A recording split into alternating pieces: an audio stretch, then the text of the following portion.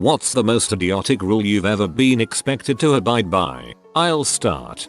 No Linux in high school because it was classified as a hacking tool. In 5th grade, my friend and I were walking through the mostly empty school to get to our bus at the end of the day. A teacher was walking in the opposite direction towards us and yelled at us to walk in a line. So we made a line, just the two of us, and walked like that to our bus. But a line can be drawn from any 2 points. You had already formed a line. I once took a part-time job from a temp agency at a Toys R Us distribution warehouse where my job was to cut open boxes, place it all on a pallet and put the pallet in the bottom of the stacks. Large shelves. We were all just extra people they needed for the extra Christmas workload. Met all kinds of interesting people including an elderly husband and wife who were farmers trying to make ends meet. Well anyway, the one person in charge of us was an absolute C. She was a permanent Toys R Us employee. We were treated like crap. Oftentimes we didn't have any boxes to cut open and were made to stand still at our tables. Large, but low metal tables with 4 people to stand around and do nothing. If we moved around or heaven forbid we sat down on the table, we were screamed at. I guess they thought if we were going to be paid for doing nothing, that we should suffer for it. Standing in one spot for up to 4 hours straight would absolutely kill my back. I have run into a lot of jobs where the rules seem to be just made to punish employees, oftentimes because of what some bad employee did in the past and now all future employees have to pay for it.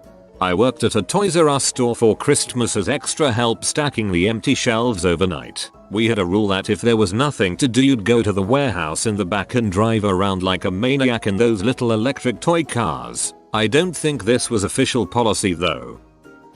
I am an EMS helicopter pilot. I fly with night vision goggles. Problem: the FAA rules for using NVGs state that the aircraft must also be equipped with a working radar altimeter. So if I am flying over the Sierra Nevada mountains on a pitch black night and the radar altimeter fails, I have to take the night vision goggles off. Fixed wing pilot here. Your first job is ensuring the safe arrival of your aircraft. Screw the rules if you have to, just land safely. I went to a semi-boarding high school. About 10% of students boarded, and new dorms were constructed while I was there. We had a big meeting, and the principal said no students of the opposite sex in your dorm room. We don't want anyone having sex. A bit paraphrased. One of the students stood up and said, what about the gay kids, they get to have sex. So for about a month, the rule was no students of the opposite or same sex in your dorm room, with the exception of your roommate. One time at my high school, some kid got busted dealing pot from a bathroom near the auditorium. As a result, students were barred from using that bathroom for the rest of the semester. I'm sure that completely solved the problem. My high school closed a bathroom because someone got caught having sex in it. It lasted about 2 weeks before there too many lates caused by kids having to sprint across campus just to pee. Elementary school in Canada, we were not allowed to form circles during recess, and such as you get older, you kinda get into that whole oh look at me, I am getting older and cooler and I just stand around and talk with people instead of fricking around in the snow type of thing. And apparently as forming circles are a safety hazard because supervising teachers couldn't see anything going on in the middle of the circle. I mean, God forbid, what if we were making a circle inside of that circle? You guys should have made a square to frick with them. At a previous job, I was instructed not to keep any document or email for longer than 6 months, and that my computer would be audited to ensure compliance. This included program source code. I was a programmer. Giving up my nail clippers at airport security. I fly the planes. Clearly, you're trying to take Conta. Wait, what? As a lifeguard at a resort, I was not allowed to drink water in front of the guests, and ended up getting fired for it. Can't drink water in 100+ F weather. Pretty idiotic if you ask me. I am a system admin for a company that had a proposal to do some work for a large bank. They told us we needed to comply with their security procedures for data storage, and mentioned the name of the document in an email. When we asked for a copy of the document so we could make sure we were compliant, we were told that we couldn't see it as it was an internal bank document and not allowed to be transmitted outside their network. That's also how US law works now. I worked at Pizza Hut for a while. We got an order for 5 pepperoni pizzas. So I laid out 5 discs of dough, stretched them all, then sauced them all. You know, the most efficient way to do it. The manager came over and said I was doing it wrong. That I had to make each pizza start to finish, place it in the oven, then make the next one. I told him he was an idiot and kept doing it the efficient way. GM came in later and totally had my back. Christ, that's a pathetic victory. I worked in daycare. We had classroom ratios. Say one teacher must be in the room for every 5 children there. My new boss wanted us to call her when we needed to go to the bathroom and wait for her to come and cover us for the time it took us to go pee. Okay, so this doesn't sound so bad. Except we'd call her and she'd tell us to hold it, or she'd say that she was busy with something and would be there in a second. And then a half an hour later when we're slinking down the hall to the bathroom she'd yell at us for being in the hall. She also wrote me up for being too loud. In a daycare, I was singing songs to infants during circle time, and they were all sitting quietly and clapping. She was crazy. Didn't happen to me personally, but my sister is severely mentally and physically handicapped, wheelchair bound and frequently has health issues or doctor's appointments, which inevitably led to many missed classes. Despite this, we've gotten countless phone calls and messages on the machine informing us that my sister has earned an in-school suspension for her missed classes. Dang, that's a good way to get your school sued. I wasn't allowed to watch PG-13 or higher movies, or the book, comic, game, act equivalent, until I moved out of my parents' house at 19. Additionally, I was not allowed to have my computer in my room. Not entirely unreasonable. The weird thing about that is it kept being true after I got married and was just visiting. See, in that case what you say is okay. We're going to stay at a hotel then. Not me, but I went to high school with a guy who had very overprotective, stereotypical Asian parents. He then went to college, a 5-hour drive away from his folks, and lived at college. So when he was away, for all his parents knew, he could have been doing drugs and going to strip clubs 5 nights a week. But when he came home for holidays, he had to be in before it got dark out. Even when he was over 21, when Batman Begins came out, his parents only let him go see it with me and some friends because we lied to him for his own good and said my mom was driving us to the theater. We were all 21 plus. In schools, if someone tries to fight you and you don't want to, you can't even defend yourself. The rule is if you throw a punch or perform any other violent act, you've consented to the fight. Are you a 140-pound freshman about to get killed by a senior? Did you hit them once in self-defense, but got sent to the hospital? Well, guess what, kiddo? You've got 5 days out of school suspension. We actually have in our rulebook the penalties for setting off a bomb. Is that necessary? It was even worse at my high school. Your butt was suspended even if you sat there and did nothing. I worked at a zoo and we weren't allowed to use the word evolution. In high school, I left campus after class and got some ice cream. I came back 20 minutes later to meet with my teacher for help on calculus. When I walked into campus, I was stopped by one of the ladies on yard duty who informed me that I'm not allowed to come back on campus after leaving. I explained to her that I was coming back for tutoring, but she didn't care. Long story short, she took me to the admin office and turned me in, and they gave her weird looks and told her what I was doing was completely fine. Had to wear an aerial harness to climb a 6-foot ladder. When I was in primary school, about 7 or so, I remember that we were not permitted to eat Mother Nature lunch bars because they promoted paganism. I ate them every day. Back in high school, our then dean of students, a woman who literally carried around a ruler to see if girls' skirts were too short, tried to bring about a rule where girls had to have sleeve dresses at school dances. That rule didn't last long, as in before the next school dance, one of the female teachers, 35, told her that, after spending the weekend going to different stores, there was not a single sleeve dress that either she or a 16-year-old would want to buy. Half the school would have been in detention if they hadn't taken out that rule. As a guy, I would have deeply considered purchasing and wearing a sleeveless dress to the dance, before chickening out and not going at all. The company I used to work at told us that our emails didn't work externally, and that we could only email each other. It was total rubbish, and everyone knew it. We could email our friends and families anytime, but we had to pretend like nobody actually knew. That's 200 people in the office hiding a secret because the IT guys weren't actually IT guys and had no idea how to set up an internal messaging system. The IT guys knew. They also thought it was a dumb rule and just let email through rather than block it and have to listen to users be. At a private school I went to, it was mandatory for all boys to wear ties on Wednesdays. If you didn't wear one, you were sent to home to get one. Well, one day I forgot. Luckily, I was blessed with the ingenuity of MacGyver that day and made a tie out of a long piece of paper towel. It worked for a couple hours until some buttholes in my class pointed it out. Apparently, paper is not an acceptable material for ties. I was sent home. Once worked at a Chinese restaurant where if you forgot to put the rice on the table's order, white or brown rice which were free, the owner expected you to buy the entire table's meal out of your paycheck. It happened to me once in the 6 months I was there and they told me to pay the $50 tab for the table. I told them if they enforce that rule I'd walk out in the middle of service. They didn't enforce the rule.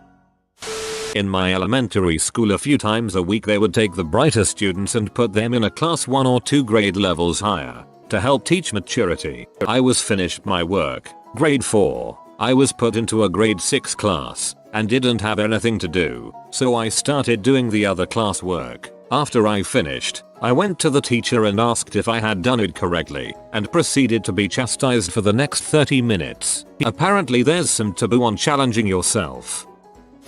When I was in high school there was a rule that students were not allowed to grow facial hair in any form. If a student tried to grow facial hair or just plain didn't have the time to shave before getting to class, which started at 7 AM, he was sent to the disciplinary office, scolded by the vice principal, and forced to shave with a single-bladed disposable razor and no shaving cream. Multiple of my friends faced this punishment. I asked several teachers why this rule was in effect, and most of them simply stated that they didn't know. I got one answer out of the dozen teachers I asked, and that was, it's so that the students don't look like they're older and get mistaken as faculty. This would allow them to roam the halls and not get sent back to class. To which I could only respond, why don't you just learn what your co-workers look like? The football coach was not happy with me after that. I was homeschooled through high school, and when I was applying to schools, I had this conversation with the local college's admissions folks. Admissions, okay, and we'll need a copy of your high school transcript. Me, oh, I don't have one. I was homeschooled. Admissions, okay, we'll still need a transcript. Me, right, but I don't actually have one. Admissions, well, we need a transcript to let you in, so you'll have to send us one. Me, you realize that no such thing actually exists, so I'm going to have to make something up. Admissions, that's fine. So I did, and was promptly accepted. This will be a metaphor for life, take note. Not mine, but at my friend's work. Not allowed to download Firefox because it's not secure. Main browser was IE6. To show school support when the school song was played, students would link arms and sway side to side. We got a new principal who immediately banned swaying due to its suggestive nature. Any student caught swaying will be suspended, and we were. This was 1972. He was fired in 1973. In 2002, my oldest child had this weird substitute teacher in one of her high school classes. She commented about strange rules and his bad attitude. When she said his name, all I could do was laugh. It was my old principal. No holding hands or hugging rule in high school. In junior high during our school dances, whenever two people danced, their naughty parts had to be a basketball apart, made for some real awkward looking slow dancing. We weren't allowed to talk, at lunch, in the cafeteria, grade 6-8. Years 7-11 in the academy I go to, but I'm in year 12 now so don't have to wear uniform. Have to wear thick black blazers year round and you're not allowed to take them off for any reason, except science experiments and art. In '09 there was a mini heat wave and we still weren't allowed to take off our blazers. Many detentions were given over that week for taking off the blazers so we wouldn't get too hot. My high school's cafeteria was too small to legally hold all of the students, fire code reasons. For this reason, I would eat lunch in the band room. My senior year, they cracked down on this. The principal called an assembly and announced that all students would be required to spend the lunch period in the cafeteria. At this point, I stood up and said, do you realize that that would require exceeding the legal capacity of the cafeteria, breaking the law and putting students' safety at risk? The principal responded with, well, sometimes you have to make do with what you have. I don't think fire marshals play that game. I install people's computers and remove old ones. Because it's a union building, I can't carry a flat panel monitor, 10 pounds, 90 feet down a hallway. We had the same sort issues when I worked at Kennedy Space Center. Couldn't move desks, computers, or any type of equipment. People of Reddit, what are some of the guy code and girl code unwritten rules that you always follow? Guy code, when greeting someone and you're not sure if they're a hugger, always shake their hand first. It allows them to throw up the other arm for a hug if they're down for it. If your friends help you move, you are expected to A. Be packed already, and B. Provide pizza and beer. LMAO, I hate how many times I've showed up to help friends move and they have nothing packed and not enough boxes. What should take a couple hours turns into an all-day marathon. As a guy that lifts weights and has brought some of his other male and 2 female friends into the fold, you never, ever slander another person's weight on any lift. If your friend is 250 pounds and only benches 135, but is trying his butt off, then you never make a sound other than howling intense encouragement at them. The rule in my basement is, everything is heavy to somebody. As long as you're giving it your full butt, then the number is irrelevant. Exactly. Brought a few friends into the gym to show them the ropes and they always, regardless of gender, mention being nervous weak, but it's the journey. Like I didn't start lifting the weight I did now, and I'm proud and supportive of anybody trying to make progress in any pursuit, but especially ones that I'm also into. The person who buys the shots, makes the toast. Too many times I've seen someone buy a round of shots, and someone else jumps in with a toast. If you want to make a toast, buy a round. See something, compliment something. If you're a stranger, particularly if you're a guy, only compliment the things you wouldn't get slapped for touching. Hair, clothing, great. Facial feature, tattoo, maybe. Butt, boobs, shut the frick up. Dude, if there's like 8 open urinals, don't take the one next to me. If I offer someone a beer or other alcoholic beverage and they turn it down, I never push it. Sometimes I don't want to drink and I hate being pressured. Never pressure a drink on someone. If someone offers to pay, you should ask them if they are sure. If they are, then it is rude to further reject what is supposed to be a kindness on their part. I got the bill. Are you sure? Yeah. Don't worry about it. Thank you. Or just thanks. Next one's on me. Don't have to reject or feel like you're taking advantage that way. Lightly picking on each other is a sign of endearment, but you should always be trying to build each other up. Don't put someone else down just to make yourself feel better. Everyone wants to feel important and the center of attention sometimes. Don't bang someone that your friends are deeply invested in, even if it's not going to go anywhere. I wish I had friends who followed any of these. I will wingman any man. I don't even have to know you. Heck, I'll wingman any woman too. If you are trying to make an impression on someone you think you'll hit it off with, call me. I love love and I'm always willing to help make it happen. Terry loves love. If their bedroom door open, be careful to sound your approach before popping in. Never know what he's up to. That's why I always whip open doors, to catch people in the act. If somebody loans me money, it's my job to remember to pay back, not theirs to collect. I lost a few friends this way. Girl code, if something is fixable within 5 minutes, makeup, something stuck in teeth, small things on appearance, you tell her and help her if needed. If it isn't fixable on the spot, you keep your mouth shut and especially don't point it out to others. I assume this doesn't apply to period stains. Those aren't usually fixable in 5 minutes, but you can't let a person walk around like that either. If I hear a girl say she needs a hair tie, I will immediately hand one over, even if I'll only have one left for myself. Treat your friend's girl as if she's a guy. If a guy needs a tampon, you give it to him, no questions asked. As a former rugby coach, I've seen so many busted noses fixed with a tampon. Still carry them all the time. Have your boys back in an altercation fight argument. I'm not saying 100% of the time step up for them. Sometimes people do dumb crap and deserve the consequences. But if the need arises, you should have their back, even if it just means stepping up beside them to look intimidating. If you see another girl in an uncomfortable situation, you try to get her out of there or at least let her know that you got her back. I've done it for everyone, from my sister, to my friends' moms. One time at a school event, my best friend's mom somehow ended getting an unsolicited massage from another parent with boundary issues, and I quickly made an excuse up that I needed help at the concession stand. No one is too old or too young to do this. On the more light-hearted side, in my experience, when you hug another girl, you always try to slot the boobs by going slightly to the side so that you don't just mash your chests together and hurt someone. I call the boob slotting thing Tetris. You can have the last beer. You can have the last slice of pizza. You can't have both.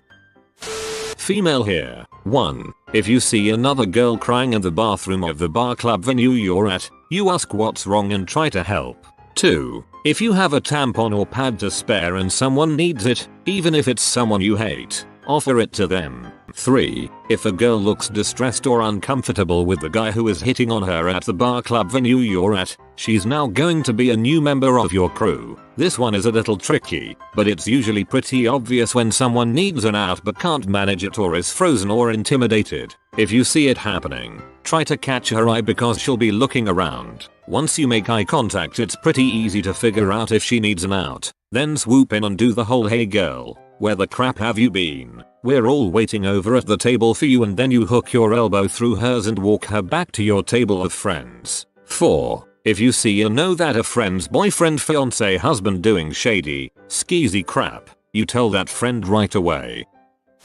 If you sell a buddy a car, or anything of value cheaper than normal because they are a friend, that friend must offer to sell it back to you before offering it to the general public. My grandpa gave me a car, and when my brother needed a car I gave it to him. When my sister needed a car he gave it to her. When it needed brakes and exhaust work she took it to the junkyard and kept the money. I'm still bitter. That car had enormous sentimental value. It was a 1990 Oldsmobile 98. It was so freaking cool. Ugh. When guys fight, we never hit the groin. It's against the Geneva Convention. Thou shalt never hold a bro's wingman duties against him. When you're chatting up a girl, I don't care how unattractive the friend he's flirting with is, or how bad his flirting technique is. When he's distracting, the air defense is to give you a clear run at the target. You do not insult his flying. You always review combat once everyone is safely on the ground. You absolutely never share a glass of milk with another man. This is odd. I've never seen such a foreign concept brought to my doorstep that I immediately agreed with. If you see a girl with her skirt tucked into her tights, tissue stuck to her shoe, or lipstick on her teeth, tell her. This happened once in college when I was working retail. I was leaving the store's restroom and one of my co-workers, who was always a nasty bee to me for whatever reason, had tucked her skirt into her underwear. I debated whether or not to say anything and then went with my gut and alerted her of the situation. She was always super nice to me after that. Guy code: if your drunk bro is about to cheat on his girlfriend, you must follow through with one intervention. If he says he doesn't care, you did your part and are free from any responsibility. Girl code: when another girl asks how she looks, if you have something negative to point out, do it gently and follow up with at least one or more positive. You gotta use the sandwich. Compliment, insult, compliment. At urinal, dong in hand. Don't talk to me, man. Look straight ahead. Don't make eye contact. Never pick a urinal next to someone if you can help it. Farting is acceptable, but don't make a big deal about it. Last slice of pizza or last pop beer always goes to who paid for it. If you all chipped in, you don't have to ask, but you have to tell. And never take both in the same hangout. No matter what the earlier rules say, never mess with the music in another person's car. Don't care how crap you think their taste is. If you know someone else had a regrettable hookup, no you don't. Not even if you fall out and become enemies. You don't remember. The music and car thing is so true. I've driven long drives for people on terrible roads and paid for gas, and no matter how much I pick my music to be inoffensive, I get people reaching for the aux. When I politely decline their music, they get mad. More people should respect the aux. Never steal a bro's large fry. Or the accidental curly fry. If another lady walks past and you notice a blood stain on the back of their pants skirt, tell them, but do it discreetly. Recently noticed a passenger had a spot on her pants. Wrote her a note and slipped it to her as I was collecting trash from the carriage. Half hour later, I see her again and she has a different change of pants on. She was super thankful. The guy code rules for eating a banana. 1. Never make direct eye contact with another man while eating a banana. 2. Never close your eyes while biting the banana. 3. Never take a bite longer than 1 inch in length. 4. Never take more than 1 second to bite the banana. 5. Never let your lips touch the banana. Never let your lips touch the banana. When Squidward tries the Krabby Patty for the first time in his home, you always call another man's dog a good boy.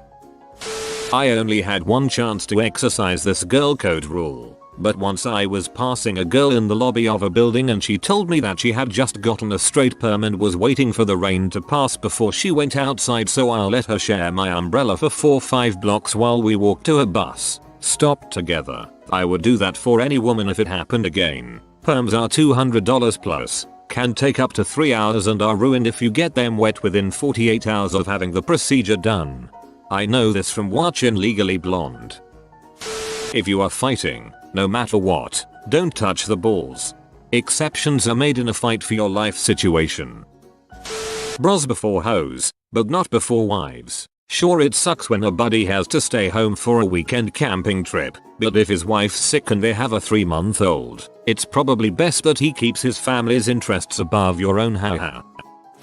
I'm from the south, so some of mine are probably southern type of things. 1. Don't kill an animal unless you are going to eat it. 2. Unless he starts it, you must defend your friend in a fight regardless of the odds. If he started it, you intervene before he gets fricked up too bad, but only enough to extricate him from the situation. 3. If you go fishing and it's not your boat, you buy the beer, ice, and bait. 4. For close friends, show up to funerals, weddings, and birthdays, even if you don't want to. 5. Pay for the bachelor at his bachelor party. 6. If a friend is going through a bad breakup, it is the responsibility of the bro tribe to keep him out of the house as much as possible for the first few months. 7. If your friend is generally a hard-working, industrious guy, and they hit a financial rough spot, and you can help, you help. 8. In the event of a hurricane or other disaster, assemble the bros, grab the chainsaws, shovels, coolers and beer, and go house to house fixing crap. Don't wait for freaking FEMA. Do the crap yourself. 9. If a bro is in jail, and you can afford to post bail, then you post bail. 10. If a bro is stranded somewhere, you go get him, regardless of what time it is. 11. Don't let your bros drive drunk. Period. 12. If a bro seems genuinely down, ask them for a beer and ask them if they are okay. Sometimes they just want someone to listen, and usually only a bro or their dad will listen or care. 13. If a bro wants to learn to hunt or fish, and you know how, teach them and don't talk too much crap about their ineptitude. Once they have learned a bit, you can talk crap about how crappy of a shot they or how they always backlash the reals. 14. If you have a professional service that you provide, and your bro needs it, it's okay to do it for free the first time. 15. If a bro is working on his house or truck and needs help, and you know how to use tools, then help his butt out. 16. If you have a truck and bro needs to move something big, like a BBQ pit or a cornhole set, you loan him the truck or go with him.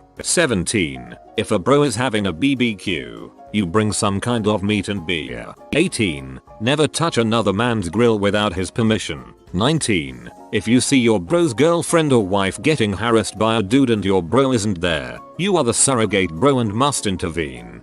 You are the surrogate bro. This one is so true. Had this a few times with my mate's wife. This is going to sound weird as a guy code thing, as it's actually a bro thing to do for women. If I happen to be walking somewhere at night, think grocery store parking lot, and I'm behind a woman, I always scuff my feet or something so that she doesn't get freaked out by a man popping out of nowhere. As a fast walker, I will usually also slow my pace so she doesn't think I'm trying to gain on her or anything. Women's lives are filled with these safety related mini panic attacks, and as a guy, I try to do my best to not cause them. I heard this dilemma discussed in an Only Plays video recently, and I'm more of the sentiment that if it's a long path, that is, just walking down a road at night with a girl ahead of you, you should walk straight past her, around, rather quickly, because those couple seconds of unease and slight panic are better than whole minutes of discomfort and paranoia. Be generous with your closest friends. Buy them an occasional beer or their favorite soft drink without keeping score of whose turn it is to pay. A buddy and I always run under the assumption that we owe each other some general amount of money, not a dollar by dollar log, but just money. So if we need a bit of help buying food, we're just like, hey, get this for me, which perpetuates the I probably owe you something around this price mentality and keeps it going. What was the weirdest rule you had to follow in school? In elementary school we were not allowed to stand in circles because standing in circles leads to the gang life.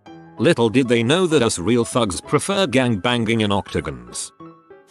No high fives. In fact, no contact with one another whatsoever. This was in middle school. The staff was tired of watching kids groping each other, I imagine.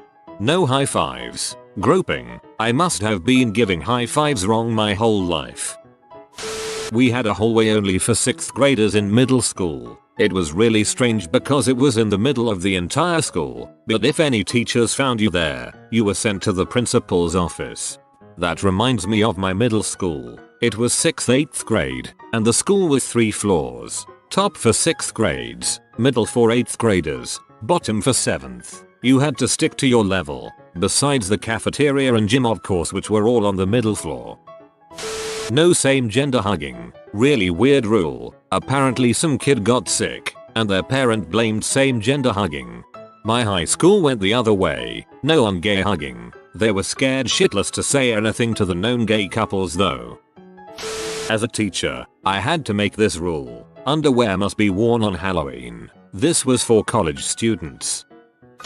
In my old primary school, their solution to every playground accident was to put a fence up. Child tripped on a tree root. Put a fence around the tree. Child slipped on some mulch in the garden. Better set up a 6-foot high perimeter around the entire garden. Oh, what's that? Someone pushed another student off of a bench high ledge. Let's put up spiked stockade style poles to prevent that from happening again. It got so out of hand with so many playground restrictions the parents started insisting the removal of most of them. Bonus: the children's name for the principal was Mr. Penn's son. In secondary school, high school, we were forced to leave the school in full uniform at the end of the school, meaning no jackets unless you were out of the main gates, which are very far outdoors, so if it was raining you were fricked. Thank God that rule only lasted 2 weeks. It always amazes me how little foresight rule makers have with things like dress code. In middle school we weren't allowed to clap during assemblies because the vice principal thought it was too disruptive. We could only do jazz hands. This seems like a rule that was made up just because it was secretly hilarious to watch a room full of teenagers do simultaneous jazz hands with deadpan face expressions. The 6-inch rule. We weren't allowed within 6 inches of another person. 1. We aren't American. We don't use inches. 2. How could you stop hundreds of students from being close proximity to each other? 3. You're making a rule for adolescent teenagers, called the 6-inch rule. Hilarity ensues. It only takes one girl to stand a couple of inches from someone and when questioned say, "But miss, he told me this was 6 inches." Forced to use a hair straightener for naturally curly hair in Japan, curly hair was not allowed. How dare you be the way that you are. No stomping on soda cans laying on their side and walking around with them attached to your shoes. Given how specific this is, I feel like it might be justified. No running in the schoolyard or playground during recess or lunch. How TF do you expect to stop 500 children from running while they're out there playing?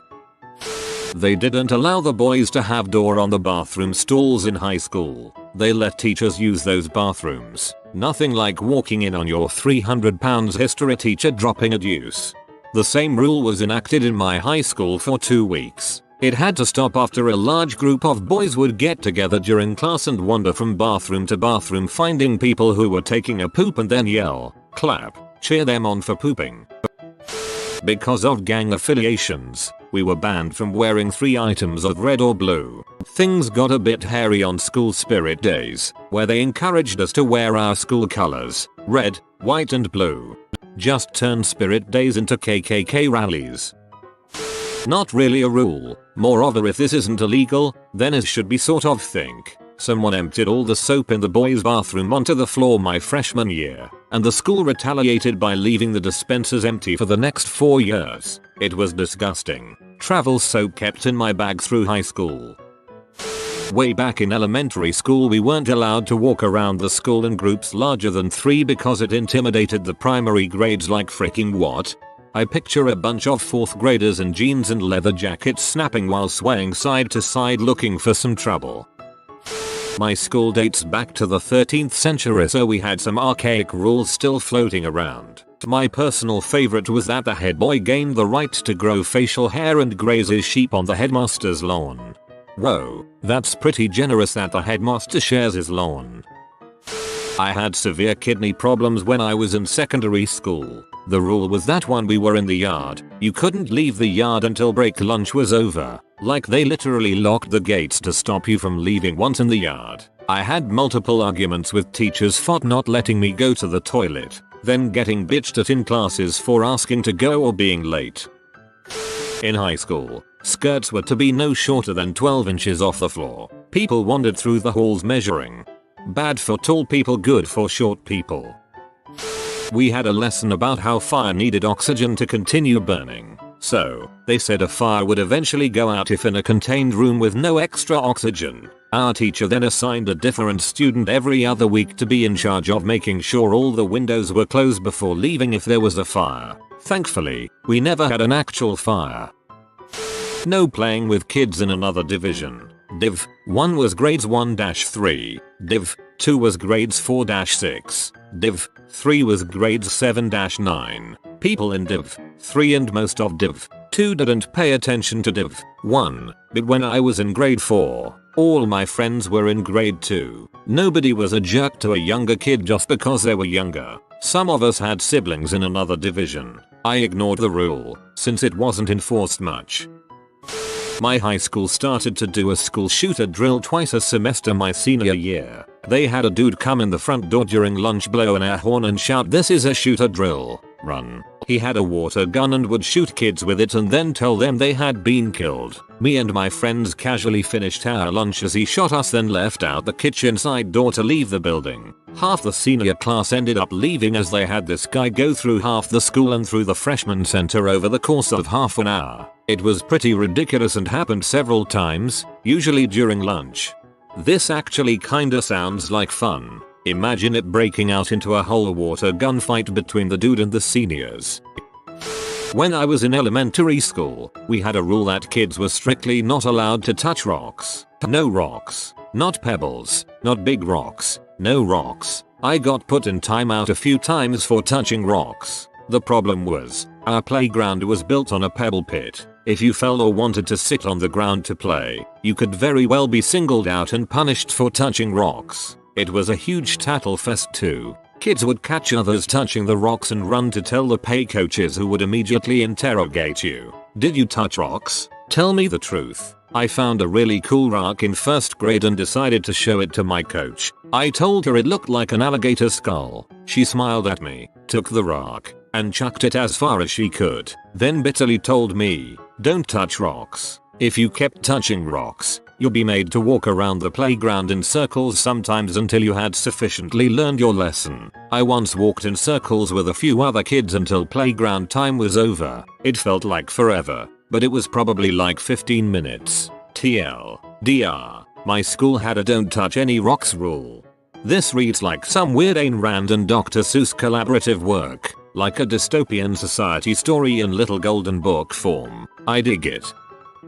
I used to go to a K-12 charter school. and you weren't allowed to take left turns. Is your next class to your left? Nope, sorry, you have to walk right all the way down to the end of the hallway before you start back towards your next class. That whole school was backwards. Couldn't you just turn right and circle till you face the class door? No band shirts at my Christian school, but the only ones that would be recognized were Christian bands, so you could get away with almost anything else. Red Hot Chili Peppers. That into cooking? Would love to see how a bad religion shirt got handled. When I was in high school, the phrase epic fail was a thing. One of my teachers became sick of it and banned it. It was quickly replaced with catastrophic error. In 7th grade, my Lang and Lit teacher tried to get us to stop saying shut up, and somebody came up with an alternative. Be quiet with a passion. It quickly became a very popular thing to say. Couldn't dance, show our shoulders, or play games on school campus. School dances were sit-down meals instead, as we were not allowed to dance. God is against dancing apparently. There was silent time in the lunchroom in Catholic elementary school at the beginning of lunch, ostensibly for prayers grace. I remember sneezing due to allergies and having to miss recess. Never forgave those freaking nuns. All the girls have to keep their hair short, which was nothing new in an Asian school. Strangest variation on the fact was that the dance club girls could all have long hair, but as soon as they finished their last dance competition, they are required to cut their hair short too. No hugging. All of the girls in elementary, including myself, would hug each other if we were friends. We would also hug certain teachers because some were really amazing people and helped out less fortunate students like me. We were only allowed to fist bump. Both the teachers and students did it anyway, despite the principal monitoring the hallways all the time to try to stop it. Frick you, Ms. McRae. We had an assembly in middle school one time that was interrupted by a teacher. Apparently, a parent was there to pick up their child, who was currently sitting in the auditorium watching the assembly. The teacher grabbed the mic from the stage and said, "Dale Smith, I don't remember his last name. Will you please exit the auditorium?" Nobody stepped forward. Nobody stood up. We soon all realized that Dale wasn't there. Before the staff could comprehend what was happening, the entire auditorium was yelling Dale's name, lifting up seats, and causing a ruckus looking for him. It lasted for a good 20 minutes. We never found Dale, and we never gave up. Every assembly we had at that school from that point forward started off by every single person in attendance shouting Dale's name and making sure he was there. Dale went from an unknown nerdy kid to a king. Everyone knew Dale. Everyone had to make sure Dale was there. As a result of this, a No More Dale campaign began, and anyone who started looking for Dale during an assembly was punished. We had to ask to remove our jackets in class. Not overly weird, but I went to a language school, and in our French-German classes, we were only allowed to take our jackets off if we asked in that language. Kinda hard for a 11-year-old who was still using Matilda to spell the word difficulty. Mrs. D. Mrs. I. Mrs. FFI. Mrs. C. Mrs. U. Mrs. LTY. That spells difficulty. How do I still remember this? I remember my school had an autism test once a year, as if someone could just suddenly develop autism over the course of a year, or it could get any worse. In college, we had a professor who assigned seats. She claimed she did it to remember our names, but she never remembered our names. I went to a private school ran by Seventh-day Adventists. From a religious context, the rule wasn't that dumb, but they banned students from bringing any food that isn't kosher for lunch. I got around that by bringing tofu, bacon, and pepperoni. High school. No backpacks, no leggings, girls must only wear minimal makeup, no lipstick, no colored hair, as if anyone listened. Nothing with a skull, weapon, or allusion to death may be worn. No plain colored shirts, shoes, bandanas, etc. for fear of color gangs. God forbid the green gang gets us. Women must adhere to a strict dress code, fingertip length garments, no tank tops of any kind, no vests, no backless garments, no visible bra straps. If the edges of your bra could be detected from the outside of your shirt, you got detention. No sweatpants or any kind of pant with an elastic waistband. Men may not sag pants. Sweatpants were permitted. No bandanas or do-rags. No physical contact of any kind. no hugs, hand holding, kisses, high fives, fist bumps, or anything including physical contact. Pants may not have more than 4 pockets. This goes for both genders. No chain wallets, no purses, no wandering the halls before school began. No cell phones may be permitted on the property at any time. Bringing a cell phone at all resulted in phone being taken and not returned to you or your parents. Phones were smashed or tossed into the pond. Once in the lunchroom, leaving the lunchroom at any time until lunch was over resulted in detention. This included no bathroom breaks. Middle school. All of the above, but also had assigned seating in lunch. There were more, but this is just what I remember off the top of my head. Our middle school picked a yearly motto to symbolize the spirit of the year. 1 year. It was just because you can, doesn't mean you should. They translated it into Latin and everything and printed it on flyers all over the school. Not exactly a rule, but it was both weird and completely useless. It was entirely unclear what it meant to both staff and students. Was it in reference to drugs, homework, going into an AP versus regular class, having physical intimacy? It was a beta reference to itself. In elementary school, we had a stoplight in the cafeteria that was linked to a decibel meter. Allegedly, if it got too loud during lunch, it would go from green to yellow to red. Red meant silence for like 5 minutes. Any noise would cause you to miss recess.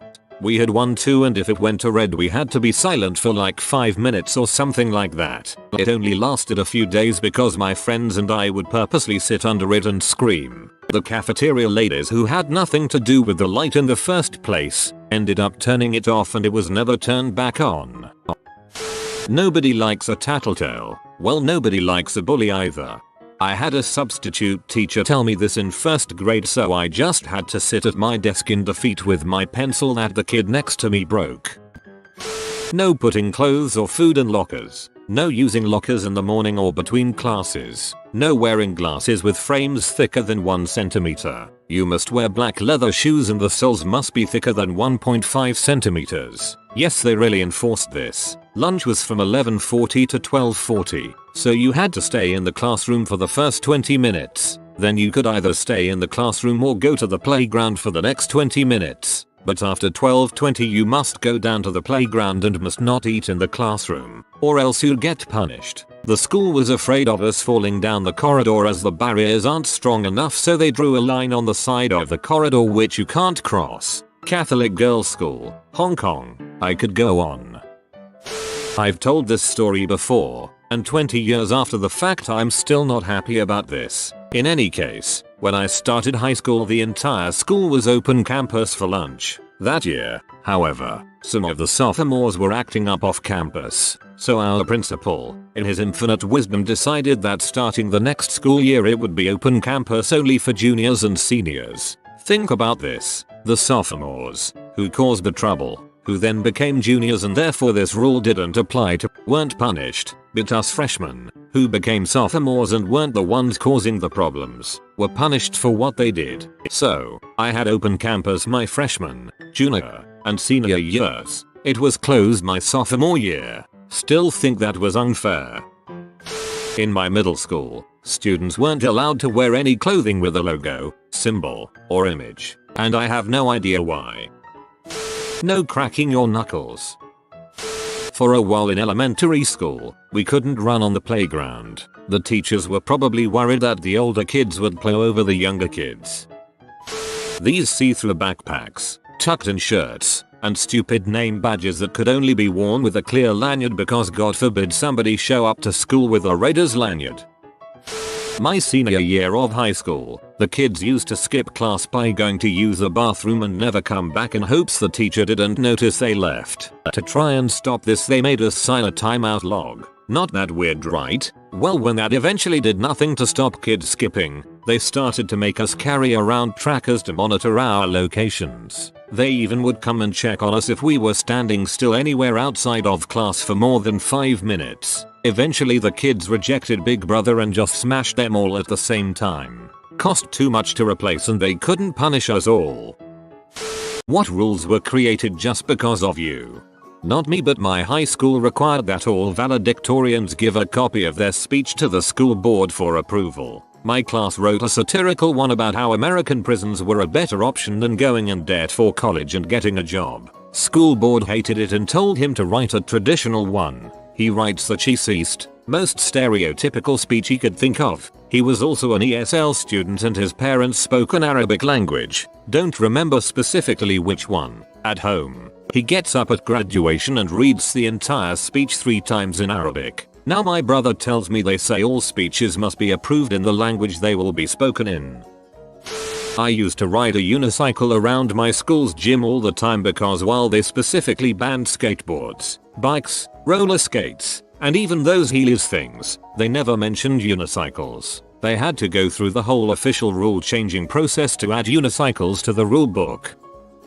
Not me, but the Intro to Engineering class at UCF has a competition where groups must create a self-powered boat to race an orange around the circumference of the reflection pond. The pond is maybe 100 feet in diameter. One year one group used a lawnmower engine to power their boat, and the same year a group used bottle rockets. Upon starting the race, the lawnmower group's boat tipped over in the middle and poured gasoline into the pond. At the same time the other group lit their bottle rockets which promptly ignited the spilled gasoline and set the pond on fire. They created a new rule after that year: no gasoline powered boats.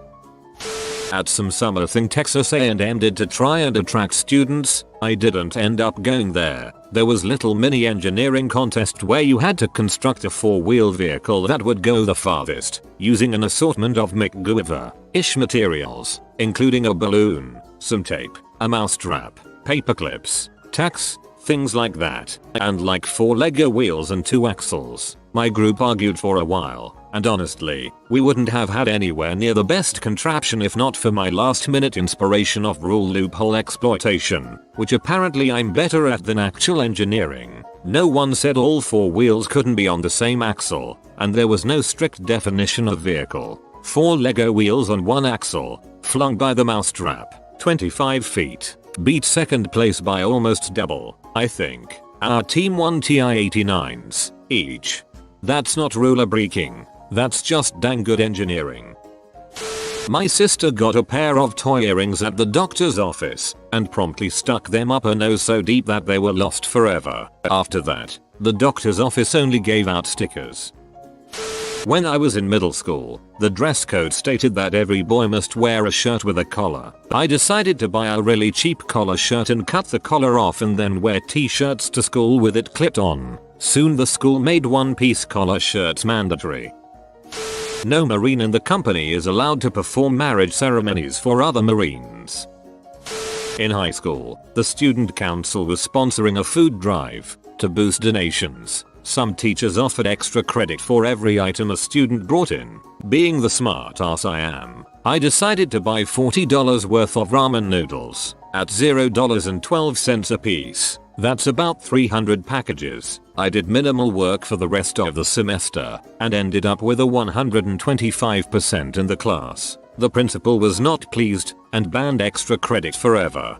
That's why, at my high school, any teacher who offered extra credit like that had a cap. You could bring in as many tissue boxes, canned items etc as you wanted, but you'd only get up to 10 extra credit points.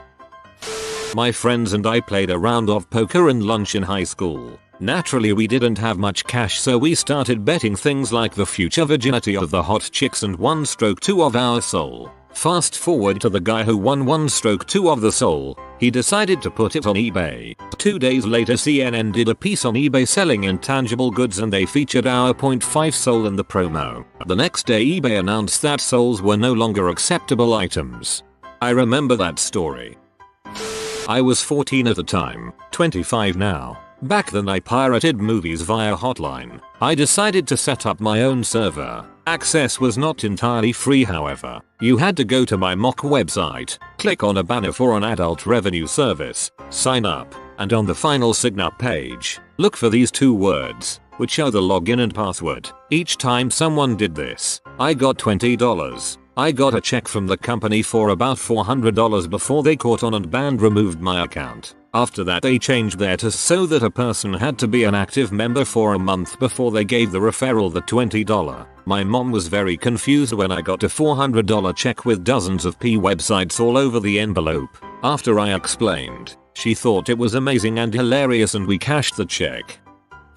A retail store I worked for changed the call-in sick policy because I cut my foot and they made me come to work. The stitches split, and I left a blood trail wherever I went for a solid 5 minutes. Now, stitches are an acceptable reason not to come to work.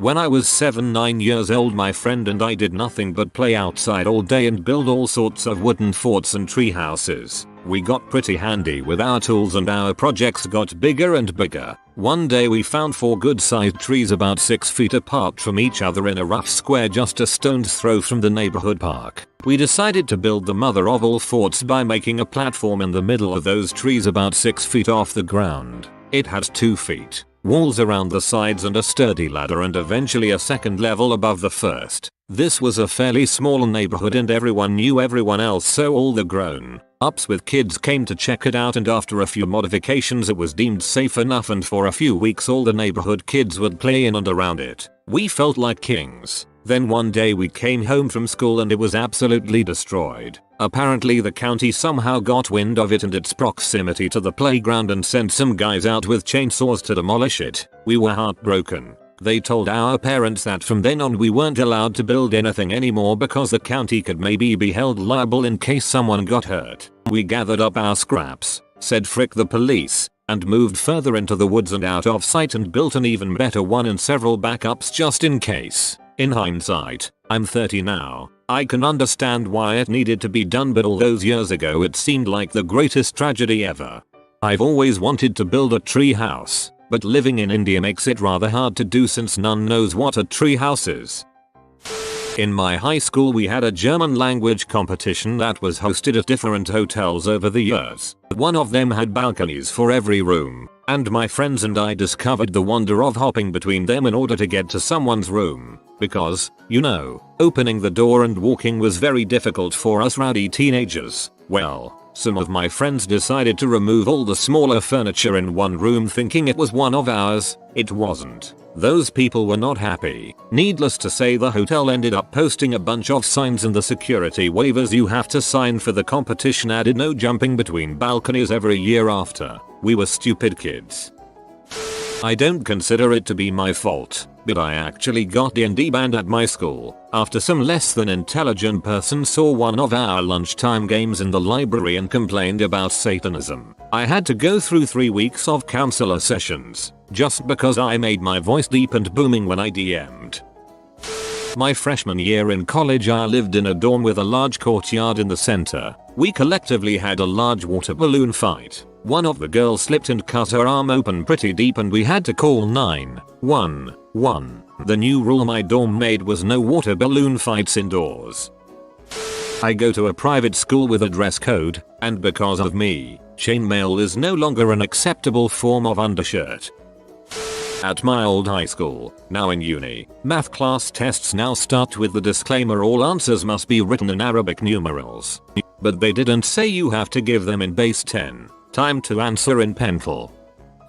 My story is not one of badassery but rather an example of thinking outside the box. In my high school physics class, we had fun doing the physics Olympics after AP tests were done and our lesson plan was complete. One of the events was seeing how many paper clips you could remove from a bin using 2 AA batteries, copper wire, 2 nails, and tape. The logic was to make an electromagnet, but after reading the rules and talking with the teacher, nowhere did it explicitly say that you had to make an electromagnet. I proceeded to make a shovel using the batteries as the handle, the nails as supports for the wire and tape bucket, and reinforced it all with tape. My group got the all-time record for that event with around 1150 paper clips picked up in 30 seconds. We picked up over 900 more than the closest competitor. Needless to say, the rules explicitly state to make an electromagnet now, but no one will touch my group's record. I play the tuba. I'm Mexican. And back in high school, my mostly Caucasian school was playing the mostly ethnic school on the other side of town. From where I resided, I was bused to the rich school on the better side of town. I and my other Mexican friend who played the trumpet decided it would be a good idea to play the Mexican hat dance. Needless to say, we had many letters and parents to respond to. Rules have been changed on our district games on what's acceptable sportsmanship and pep band songs to be played. Not so much a rule, but my senior year of high school, I had completed the minimum requirements to graduate, but we were only allowed to have one free period. Instead of taking a class I didn't want to, I created my own Bulls child development class, where I volunteered at the preschool next door 3 days a week, and had the other 2 off. 7 years later, the class still exists, but has a legit curriculum associated with it now. I'm sure I am not the only reason, but when I was about 7 or so I was in the Miami airport, and back then the emergency stop button for escalators was at the bottom right by the entrance. I was young, saw a button and couldn't resist the urge to kick it while it was very packed. Well, it was full of senior citizens that kept telling each other to stand still because it could come back on at any second. That was that for about 15 minutes, blocking the only entrance to the airport. Next year all the buttons had a plastic cover. With or without a life jacket, no one is to sleep in the hot tub. When I was in elementary school, I got a bunch of kids to wear shorts in the winter with me. I live in Canada. Most of us got mild frostbite on our legs. Now no one can wear shorts in the winter. First year of uni, my friend bought a sofa and armchair from eBay. $4.99 Incl delivery. Best purchase ever. He managed to fit both of them in his tiny room. Once the university found out, they didn't like it, so they told him to get rid of them. He said no. He managed to keep them till the end of the year. He put them in storage, and the following September he brought them to his new, even smaller room. Only the sofa fit, so I got the armchair. Again, the university didn't like it. They sent us both very official letters giving us 30 days to remove the furniture. We printed off the entire residency agreement and read it page by page, every word, to see if there was anything forbidding us from having them. There wasn't. They had their fire tags. They didn't block any exits. The only possible problem was if it interfered with the cleaner's job. We asked her. She was fine with it. Our rooms were the last on the rota, so she'd sometimes sit and talk with us after she was finished. Anyway, so after 30 days we got another letter saying that they knew we still had the furniture, and we would be fined. We printed off all the documentation we needed, suited up, and went to the office to argue our case. After several months they managed to convince the cleaner to say the furniture interfered, so we actually had to get rid of them. Our friend took them to his house. The following year we weren't in university halls anymore, but we checked the residency documentation on their website, where we noticed the guidelines for furniture were now much more specific about what you could and couldn't have in your room. 4 years later, he still has those sofas. I don't know for certain, but I feel pretty confident that I had the flow of traffic at a certain intersection in town changed. There was a very wide shoulder on the road that I used as a right turning lane, only to be immediately pulled over by a policeman for passing about 5 cars on the shoulder while they waited for the traffic signal. I counted the idea to him that the shoulder there actually was a lane. There was a dividing line and it was nicely paved. No reason for us not to use this space for making right turns. Although no one used it, I really was passing traffic on the shoulder but being very cautious. About 3 months later, the intersection is repainted with the shoulder as a right turn only lane. It felt great, seeing as it does help the traffic flow better at that crowded intersection. If you must bite the plaster in the art room, please at least have a justified reason for doing so. In case you're wondering, it tasted delicious. Sounds like a justified reason if I ever heard one. My German teacher banned us from say the mayonnaise in German because every question she would ask us, that's what we would reply with.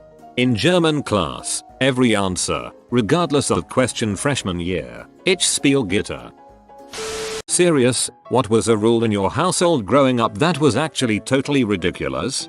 One of the foster homes I lived in had a rule where nobody was allowed in the house unless the adults were home. So sometimes I'd have to sit on the porch from the time school got out, around 2:30 p.m., until like 8 p.m. when the foster parents got home from work, sometimes even later, even during winter. My stepmother had a similar rule which only applied to me. I wasn't allowed to be in the house if my father wasn't home. My brother and stepbrothers didn't have to follow any such rule. It really sucked during extreme weather. We were not allowed to talk during dinner. My dad just wanted to focus on eating. If you farted out loud, you were grounded to the bathroom until you could poop. I thought this was pretty normal until a friend of mine was over and questioned it.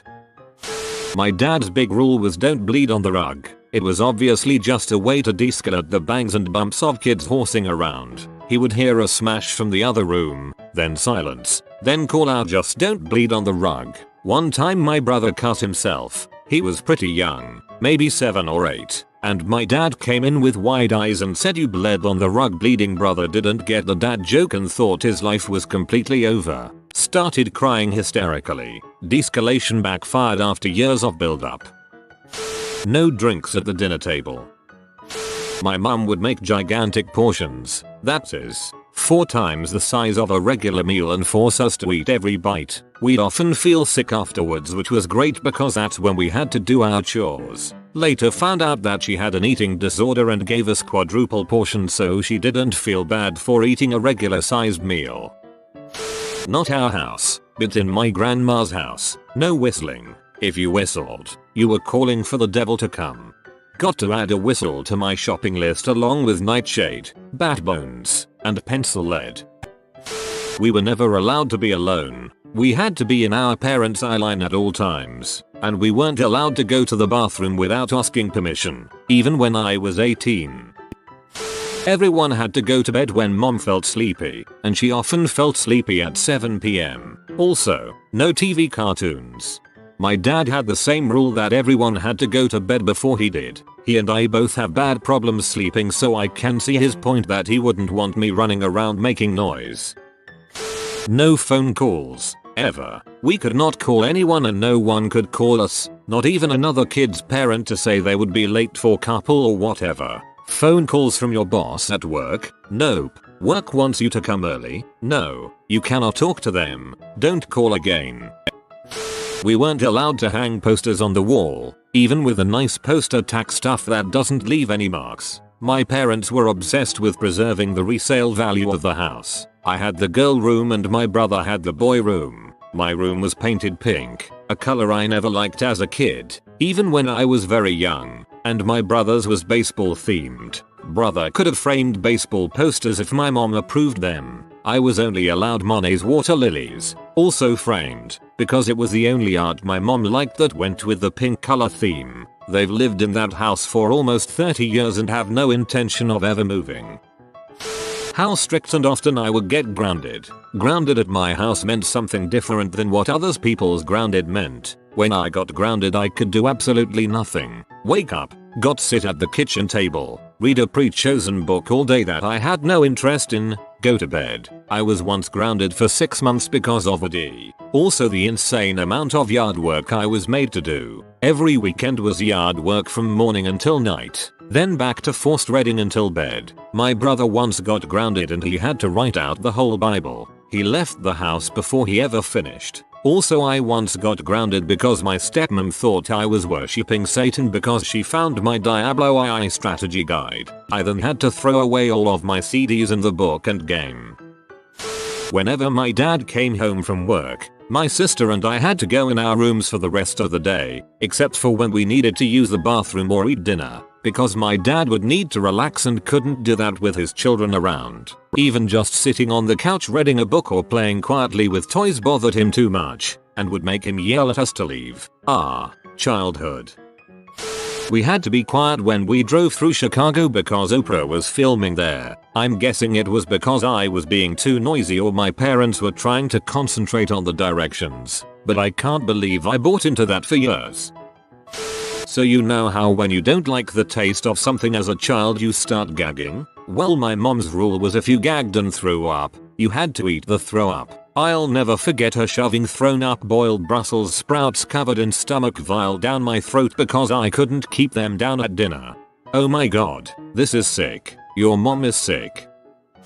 It wasn't the rule itself that was ridiculous. It was the fact that it was the only rule. Don't set the house on fire. That was it. I could do whatever the frick I wanted as long as the house wasn't a pile of ashes when my parents got home. Flood the sucker. For me, it was that Disney films were almost completely banned. I was allowed to watch Mickey Mouse, My mum felt that they were too saccharine and that I should not be lied to about the future. We actually all sat down as a family when I was about 5 to watch Mulan, then read the poem while my mum explained the differences. Jokes on her though, I watched Pocahontas at a sleepover, although this does mean that I have not seen The Lion King, Cinderella, etc.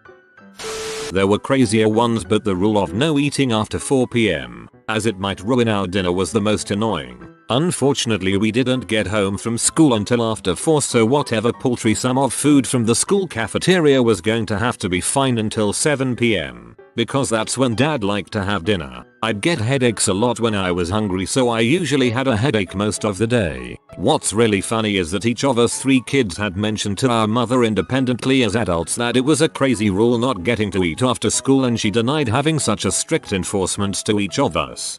Adults usually forget the little things that scar us, like how you forced your children to starve. Don't talk to dad and mom. I always thought that TV shows were making it up that there were parents who talked to their kids without yelling and cussing. They used to tell me there were no such families. It was all just TV. We weren't allowed to play video games during the school year, so the NES N64 were nicely boxed and stored 9 months each year. However, we could watch TV all day long without a problem. I can't play Mario, but I can watch telenovelas. Awesome. When my older brother was growing up until he turned about 14, he was never allowed to wear black t-shirts. That was probably when my mother was at her most super Christian stage and thought that the color black was satanic. Of course she doesn't care anymore. She's honestly a wonderful mother and we all laugh about it now as adults. I was the only one in the house not allowed to wear black. I was really depressed at 13 and my parents said I could only wear happy colors. Looking back, I understand why they did it, but I think my bro and sis should have had the same rule as well. But this was also the mother who chained the fridge shut when my sister was overweight instead of, talking to her and helping. I had a 10 p.m. bedtime from age 16 until I moved out. I turned 18 in July and moved out in August. The only exception was if I had work. I got grounded for a week because I was up reading. 5 years later, my then 13-year-old sister came home falling down drunk around midnight. My mom was mad, but my dad just laughed. No punishment. Being the oldest sucked sometimes. Everyone has to put an ornament on the tree or else the house will blow up. I love my father. When I started to go through puberty, my mom wouldn't let me out of the car to go to school until I caked a lot of makeup on me. I was also very tomboyish. Nothing wrong with that. And I also didn't like wearing makeup at the age of 12. Totally nothing wrong with that. Many reasons why I was totally against it, but if I didn't, she would start having screaming fits at me in the parking lot and that would be really embarrassing, so I usually didn't put up a fight. One day I went to the bathroom immediately after she dropped me off and washed all the makeup and went to sit in the gym where everyone waited for school to start. That's when I realized the degree of how messed up she made me look every day. A friend of mine immediately pointed out how great I look without and how I usually wear too much makeup. They never mentioned it before. I told them how my mom was making wear insane amounts of makeup and they didn't believe me. This is so strange to me because I was never allowed to wear any makeup at all when I lived at home, for religious reasons. I would sneak mascara to school and put it on, then take it off before going home. I also wasn't allowed to wear my hair down, had to be braided in a ponytail, any jewelry, or pants. Father gave my mother a cordless phone for Christmas. When using it, we had to sit next to the wall socket, not walk around, because its cordless advantages were her gift and her benefit only. That sounds like dad trolling. We weren't allowed to watch SpongeBob because apparently SpongeBob was the devil. My parents were ridiculously strict Catholics. I still don't see how they could think negatively about the Charm Striped Sweater song and Gary the Snail. We had to ask before we started playing with a new toy, and we didn't usually get to play with more than one type of toy at a time. For example, we couldn't play with Legos and Barbies at the same time. I wasn't allowed to bring my boyfriend upstairs when I was in high school, but I was allowed to bring him to our fully finished basement with a relatively soundproof door, including a bedroom. Maybe my parents figured we were going to frick anyways, so send us to the part of the house where they couldn't hear it. I got grounded one time. and my punishment was I had to wear V-neck shirts to school. I didn't understand why. I was about 10 years old, and my dad said, "You'll see why," which I now understand to mean that his intent was for me to be ostracized by appearing gay. Jokes on him, because 16 years later, V-necks are in and being gay is totally cool. There was a kid at my high school that always wore V-necks. He was totally straight, but he rocked that look. I was always a bit jealous of his fashion sense. I wasn't allowed to trick or treat. I wasn't either, because of Satan. You can't have a friend spend the night because you're a lesbian and you'll pay them and then their parents will sue me. My grandmother is a C. We weren't allowed to say what. I'm not joking. My mother would lash out if we said it. She was pretty weird. My mum had a book called Turmoil in the Toy Box, written by this utter nutcase Christian guy who saw Satan in practically every toy of the 80s. So, not allowed to own troll dolls because there's no such thing as luck and wishing. Not allowed to watch or read the X-Men cartoons, comics, or watch TMNT because no such thing as mutants, they're not of God. Was allowed to own Barbie dolls but not Cabbage Patch dolls or Care Bears. I don't even know why Barbie was okay but the others weren't. Rainbow Bright was bad because the rainbow should be reserved for the Noah's Ark story. Boy did she have her eyes opened when we accidentally stopped to watch Mardi Gras in Nick back in 1995. Not realizing what it was till topless ladies were walking right past us. She's fine now. She just grew up in a super religious family in a small town, so she had some really weird ideas. She relaxed a ton as we got older, but from ages 1-8ish for me, those were the rules. Not really a rule, but when I was about 10 we moved to some barn house in the backwoods of Maine. My parents had just divorced and my new stepmom was a real bee. She convinced my dad to put my bedroom into the attic so that she could have a computer room inside the actual house, where it was air conditioned and heated, unlike the attic. And I'm not talking about some nice attic a book writer might use as their office. I'm talking like the attic from the movie Sinister. It was big with nothing in it but my bed and a lone dresser toy box. The attic had holes in the ceiling, windows, and cobwebs everywhere, which they didn't clean. Poor insulation, so cold as heck in the winter. Also, before this I had been sharing a bunk bed with my sister, so when I moved to the attic, instead of buying me a new bed they got me a camping cot to sleep on. At that age I had trouble sleeping without a light on, so I would turn on the only source of light in the attic, a hanging bulb with one of those pull switches. She found out and took the light bulb away. I wish I could make this up, but sadly my imagination isn't that good. She was just really evil and had my dad totally wrapped around her finger because some might consider her decent looking. My parents were very strict about chocolate. What makes it seem ridiculous now is the amount of non-chocolate sweets we would eat that are just as bad for you as chocolate. But my parents didn't see it that way. One thing in particular that stands out is that if they got Dunkin' Donuts coffee in the morning, we all got donuts, but no chocolate, as if a glazed or vanilla cream donut is somehow better for you.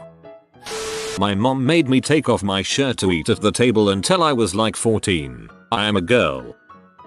We had to say grace before each meal. I found out later on that my parents were both atheists. Does that make any freaking sense?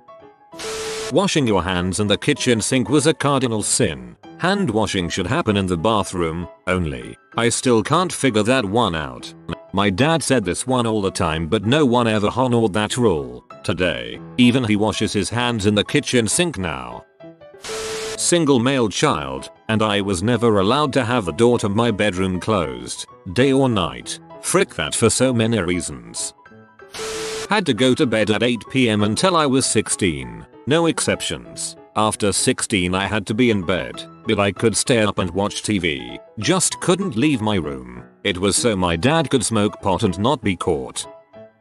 I had to take my pills. I'll explain. My mother took me to doctors starting at about age 6 and told them I had symptoms I didn't have. Things like acting out, not being able to focus, etc. I'll cut it way short, but I will say it escalated quite a bit, and by the time I was 18 I took 22 pills each day and had more than a handful of psychiatric hospital visits under my belt. Moved in with my dad when I was 18 and immediately stopped taking the pills. I'm a normal, functioning guy with no mental illness. Seems hard to believe it was so long ago, but I kinda regard coming off the pills as the start of my life, and I don't remember much before then. Haven't spoken with my mother since, and have no contact with my siblings. It's kinda sad, but I'm quite literally not the person they grew up with. We were only allowed to shower bathe every other day at the most. According to my husband and his siblings, they were only allotted one shower a week growing up. He used to get up in the middle of the night and sneak showers. He also grew up to be a major obsessive clean freak. The remaining siblings are all dirtballs. No noise while eating dinner. If our fork or knife scraped the plate, or our spoon clanked on the bowl, they took it away. Eating peas or soup was especially rough. No eating after 9, even if you were starving or sick. We would sneak up at night and wait for our parents to fall asleep and try to eat then, but if we got caught they took everything that didn't require cooking into their bedroom and we never saw it again. Can't be on the phone longer than 5 minutes or they would unplug the cord from the wall. Also, we had to use the phone into the same room with our parents present. No alone time on the phone. Not being allowed to make a mess with the wrapping paper on presents or rip it too much or else we got yelled at. Open it from the corners. There is no need to tear it one present at a time. One person at a time. Took over 2 hours to open gifts at Christmas. We had to find some place to go every single weekend. We were not allowed to be at home because it was my parents' break time. We spent a lot of time at our grandparents and at friends. If we stayed at home and couldn't find anywhere to go, or were sick home from school even, we had to spend the entire day in our room and were only allowed out for bathroom and meals. We couldn't walk around in our nightgowns or pajama pants, neither me, my sister or my brother, because it was inappropriate and indecent. In the summer, we would even get in trouble for sleeping in our rooms when it was like 90 degrees in our underwear, like, in our own bed only, no hall light on or night lights of any kind. Even as young children, my stepfather was the only one allowed in the recliner, and if my mom was sitting on the couch, the kids had to sit on the floor and give her the entire thing to herself. Absolutely no talking in the car, period. Like, even on 6 hours car rides, not even to ask a question. No noise whatsoever, no laughing, like ever. If my siblings or even my mother were caught laughing by my stepdad, he told us to knock it off and stop acting up. If we kept it up we got sent to our rooms. We were not allowed to eat any of my stepdad's junk food or cereal. He would flip crap if we even had, say, one out of an entire box of Twinkies. Yet he never bought us any, and would purposely bait us to get in trouble by leaving a box of them on the table or counter for weeks and counted them every time he came home from work. Only one box of cereal was allowed open at any given time. My stepdad would inspect the cereal boxes daily, and if more than 2 were open he would take the second one into his room and we would never see it again. At my grandmother's house, if a bottle of alcohol was opened it was to be finished. It's apparently a Russian thing. Children of strict parents, what was the most ridiculous rule your parents gave you? My dad was very strict. One of my close friends had an older brother and one had an older sister, both of whom had cars and driver's licenses. So it was no uncommon for us to ask one of the older kids to drive us somewhere, the mall, a park, etc. I had several conversations with my dad that went like this. Me, hey dad, me and the guys are going to the mall. Joe's brother is gonna drive us. Dad, when? Me, in like 30 minutes. He's gonna drop us off at the mall and go to his basketball practice and then he'll pick us back up on the way home from basketball practice. Dad, when is basketball practice over? Me, he said it's done at 4:30 and he'll pick us up at 5. So we should be home by 5:30 at the latest. Dad, I want you home by 4:30. Me, Dad, that doesn't make any sense. I just said. Dad, interrupts. If you're not home by 4:30 then I'm calling the police. Me, calls friends. I can't go with you guys to the mall. I bought my first car with my own money at 17, and I wasn't allowed to drive it to school, or work, or anywhere even though I had had my driver's license for a full year prior. My mom would drive me, in my own car places. It was pretty embarrassing and absolutely stupid. She had no rights over your car if it's in your name. My parents read an article in some stupid magazine that you cannot sit in front of the computer for longer than 45 minutes. So they set a rule that I cannot use the computer every hour from, say, 7:45 to 8 o'clock. Every hour. Even if I turned it on at 7:35, I still had to leave the room, so they know I am not using the computer at 7:45. Holy crap, how did I survive?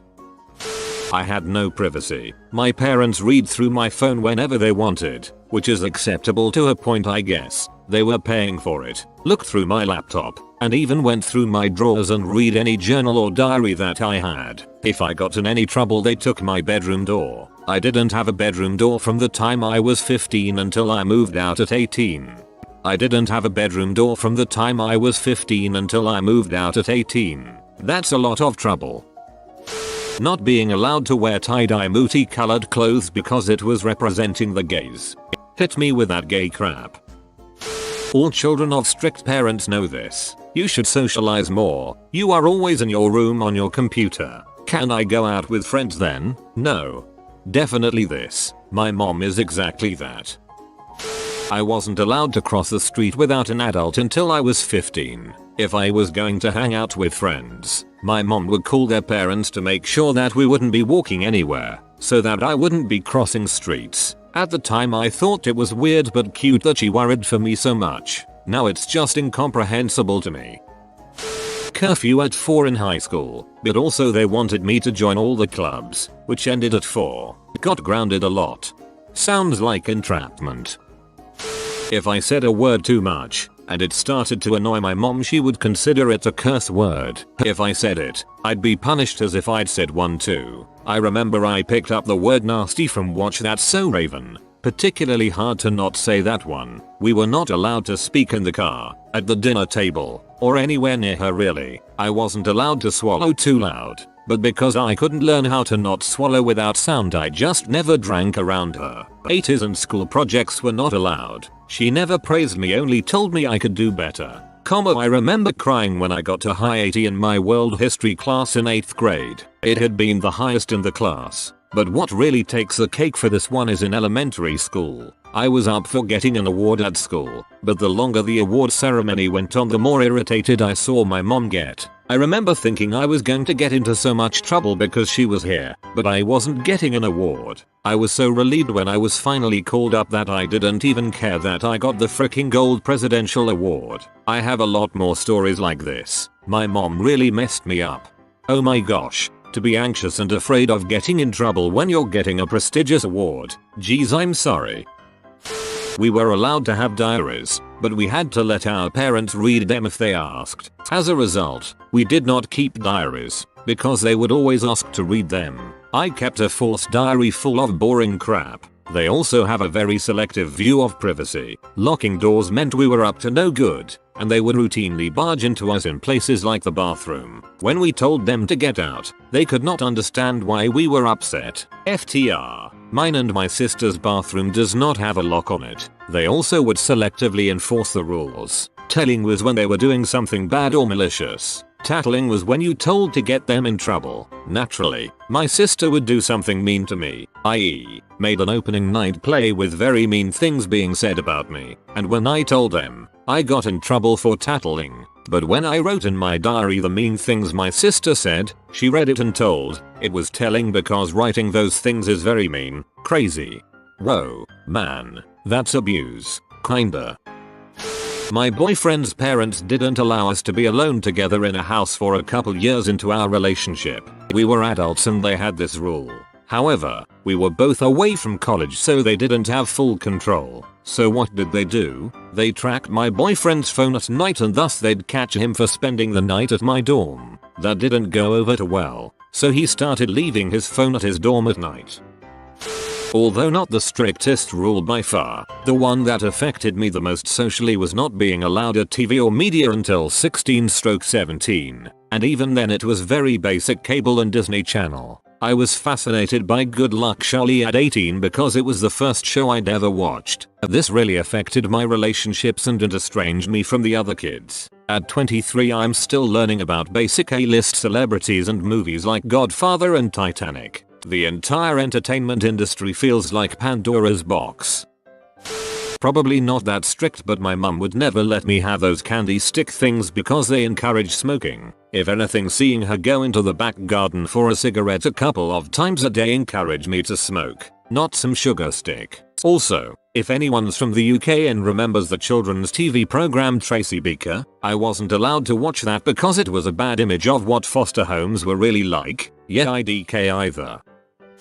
No going outside unless given permission. For my own yard. No eating anything unless given permission. No watching WWE because it does not depict real wrestling. No cutting hair above chin because it looks gay. No dyeing hair unnatural colors because it looks gay. For me specifically, no dyeing hair at all because I have red hair and your hair is rare, so don't ruin it. Of all the reasons a parent would tell you not to watch WWE, not being true to the athletic competition of wrestling is a strange one. She didn't let me hang out or associate with anyone who I went to school with. Only people from church who I didn't get along with. My mom once yelled at me in the car, in front of my friends, for not wanting to use a blanket when I slept at night. It was summer. She said I had to because it was her job as a mother to raise me to be civilized. That doesn't actually make you civilized. You're just going undercover. I don't remember what I did, but I had to look at my opened Christmas presents for 6 months and wasn't allowed to actually open their packaging. We weren't allowed to watch any new cartoons because they had a vulgar art style because it would supposedly corrupt our brains. I don't know too many examples because I couldn't really watch them. Also, any show with a couple dating or anybody having a boyfriend or girlfriend was a no, probably, so we didn't get the idea to wanna date someone at school. We were basically stuck watching Nick Jr., the old Hanna-Barbera cartoons on Boomerang, RIP, and a few Disney sitcoms like Good Luck Charlie. No Pokemon because it teaches evolution and because the Pokemon are supposed to be metaphorical demons. The same went for Skylanders. Oh, you have money? You wanna buy something? Well, you can't, because it's like 5 months before Christmas and you'll be getting stuff then. Wouldn't wanna spoil those presents, do you? My parents locked the fridge with a chain.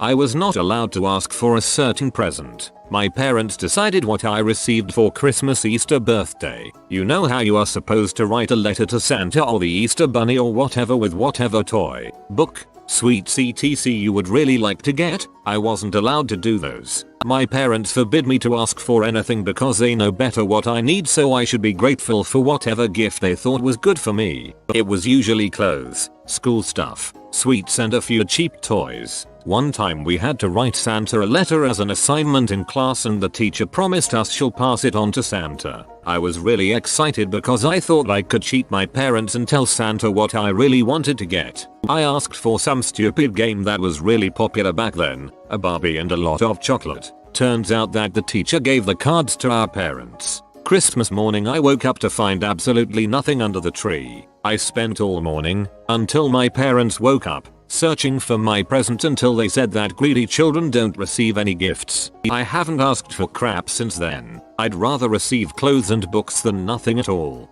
Your parents are buttholes and don't deserve any relationship with you. We had a paid trip to Disneyland with a band, but we weren't allowed to go because Disney supports homosexuality. We cold drink out of bottles with a spigot thing coming out of the bottle because it could set us up for later. I couldn't go to the football dinners every Thursday before the game because there were girls there. I invited a girl to church and was told to make up an excuse why we couldn't get her. The idea was that I would be thinking about the girl more than God. We weren't allowed to have sugar because apparently we went brain dead after we ate it. Girls couldn't bring in wood for the wood stove because it could hurt their baby makers. Can't go to Disneyland because anti-gay, but God forbid you go someplace where girls are present. Fassapum. Spanking was an acceptable punishment until I left for college. I'm 26 and my mom has threatened to spank me a couple times in the last year. No pants allowed. Good girls only wear dresses or skirts. I wasn't allowed to go to the bathroom by myself till I was teenagers. I wasn't allowed to talk to boys my age. But our creepy pastor could have as much one-on-one time with me as he wanted because Jesus. That is creepy. I wasn't allowed to use the word hate. Imagine the peril when I had to spell it in kindergarten. Same. I was left yelling, "I strongly dislike you," at my brother. My father had a strict rule of no girlfriends until you're 18. Annoying because I was a teen. Like, I was still going to go like people and his barely present self wasn't going to stop me. Dunno what his problem was with that. Joke's on him. Get a boyfriend instead. Improvise. Adapt. Overcome. A friend of mine wasn't allowed to see Are We There Yet at the movies with us because it was rated PG. We were 12. As a 17-year-old, I wasn't allowed to have anyone besides them in the car with me. I'm not sure what they thought that would accomplish, but I broke the heck out of that rule. My mom took away my cell phone and house keys throughout all of high school with the logic that since I didn't have a means of communication I would come home straight after school. Instead I would either have to wait at my friend's house for like 3 hours till they came home and they would freak out when they found out I was at a friend's place. I wasn't allowed to sit on my bed. It would crease the covers. I was supposed to make my friend sit on the mattress after I'd pull the covers back. But kids are dirty so I just let them crease my covers and took the aftermath of shouting after they'd left. My late stepmom wouldn't allow me to sit on my bed either. I would sit on the floor to do homework. To be fair, the comforter was custom made and very expensive. Not allowed to go trick-or-treating. Never went trick-or-treating in my whole life. Yup, same. Halloween was evil. Fart was a swear. Watching some film with my parents in the living room, my mom held potato chips over my eyes to stop me from seeing boobies. I was 13. I was also not interested. My then father physically pushed me around because I left wet cutlery to dry next to the sink instead of drying it with a towel. Later on he started labeling the milk cartons in the fridge to enforce a quota system. I was paid one whole shiny Canadian dollar. That's loony.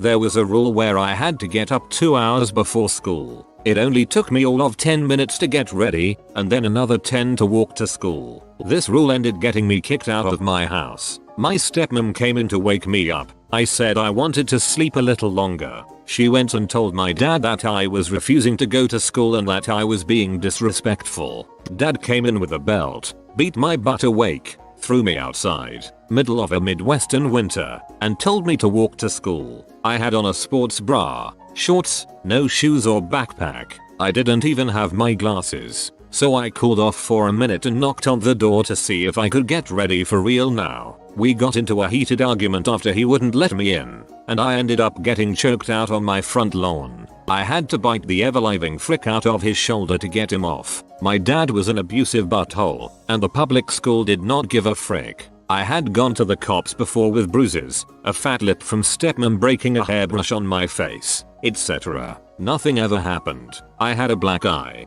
bruises around my neck, and scratched from the branches on the ground from when I was being choked. I went to the resource officer again, and they went to my dad's house and he claimed I attacked him, and they believed him for whatever freaking reason. Probably less paperwork for them. I was kicked out of the house when I got home. I was 16ish and on my own. Thank fricking God.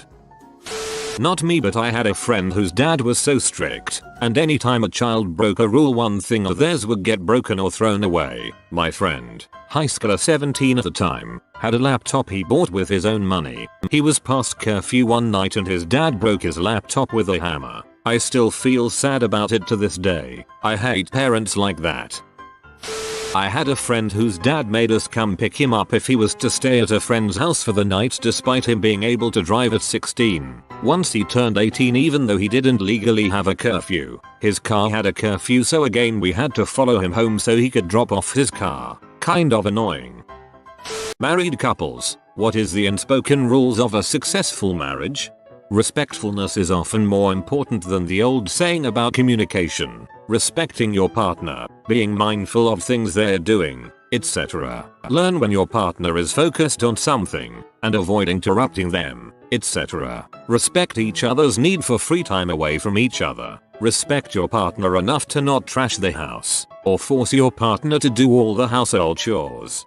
I agree with this. I'm pretty terrible at communication. We both know this. What I won't do is blame him for my lack of clarity. I won't let things boil over to the point where I would say mean things to him because I respect him and our relationship too much. We are a team in this life. Sometimes you're wrong and sometimes they're wrong. Don't keep score, and don't use "well last time" as an excuse to keep going when you're the one who is wrong. Also, talk things through. Can't stress this enough. Not married, but this is one of the bigger reasons my last relationship didn't work out. I've tried to talk things out, but it could only get so far. Don't keep score. Forgive and forget, or if anything, move the frick on. Love your partner the way they need to be loved, not the way you need to be loved. Everybody always says to be honest and to communicate with each other. The extra step that is left out is to not punish your spouse for being honest. Sometimes you might hear things you don't like, but if you punish this honesty, the communication line will close. There's no winning an argument when you're married. You either come to an agreement somehow or you've both lost. A situation where one person walks away feeling discouraged, unheard, and disrespected is not a victory when you're married. Yep. When I go to a shower and they ask for advice for the newlyweds, mine is always don't forget you are both on the same team. If you are fighting against each other instead of working towards the goal, it goes bad really fast. The worst time in my marriage is when we stopped rooting for each other and forgot that we were supposed to work together, and it almost ended us. Sometimes you'll be helping each other poop or puke or both and cleaning it up. Don't ever bring this back up to humiliate the other.